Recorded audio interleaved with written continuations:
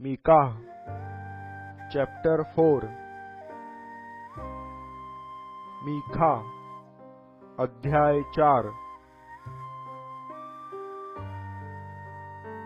शेवटल्या दिवसात असे होईल की परमेश्वराच्या मंदिराचा डोंगर पर्वतांच्या माथ्यावर स्थापण्यात येईल आणि सर्व डोंगराहून तो उंच होऊन त्याकडे राष्ट्रे लोटतील।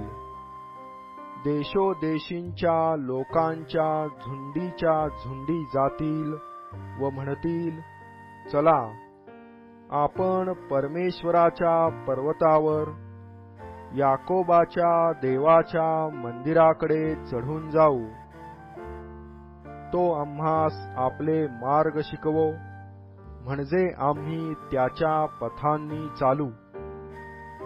कारण सियोनेतून शिक्षण व यरुशलेमेतून परमेश्वराचे वचन निघेल। तो देशोदेशींच्या बहुत लोकांचा न्याय करील।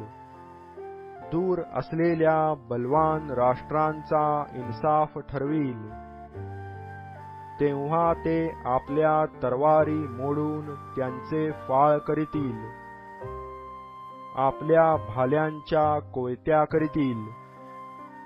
यापुढे एक राष्ट्र दुसऱ्या राष्ट्रावर तरवार उचलणार नाही। ते इतप्पर युद्धकला शिकणार नाहीत। ते सगळे आपापल्या द्राक्षीखाली व अंजिराच्या झाडाखाली बसतील। कोणी त्यास घाबरविणार नाही, कारण सेनाधीश परमेश्वराच्या तोंडची ही वाणी आहे। सर्व राष्ट्रे आपापल्या दैवतांच्या नावाने चालत आहेत, पण आम्ही परमेश्वर आमचा देव याच्या नावाने सदा सर्वकाळ चालू। परमेश्वर म्हणतो, त्या दिवसात मी लंगड्यास जमा करीन, हाकून दिलेल्यास व मी ज्यास पिडिले त्यास एकत्र करीन। मी लंगड्यास अवशेष म्हणून ठेवीन, दूर घालविलेल्यांचे मी समर्थ राष्ट्र करीन, आणि येथून पुढे सदा सर्वकाळ परमेश्वर सियोन डोंगरात त्याचवर राज्य करील। हे कळपाच्या दुर्गा, सियोन कन्येच्या डोंगरा, तुझे पूर्वीचे राज्य तुला परत येईल। यरुशलेमेच्या कन्येला राज्य पुन्हा प्राप्त होईल। तर तू आता अशी मोठ्याने का आक्रोश करतेस? तुझ्यामध्ये कोणी राजा नाही काय? तुझा मंत्री मेला काय?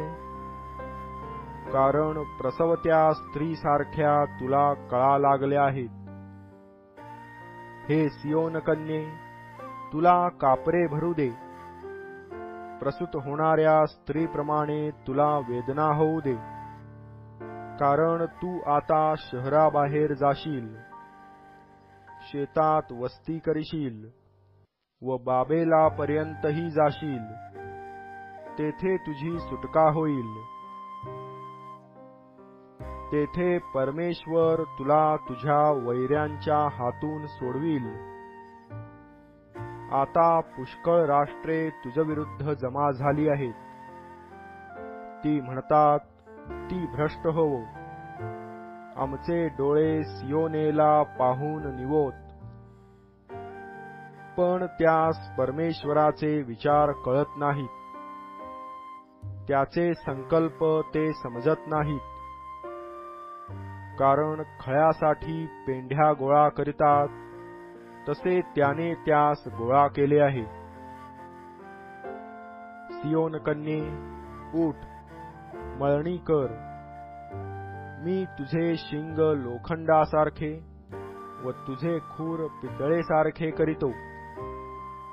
तू अनेक राष्ट्रांचा चुराडा करशील, त्यांची कमाई परमेश्वराला वाहशील। त्यांची संपत्ती सकल पृथ्वीच्या प्रभूला तू वाहशील.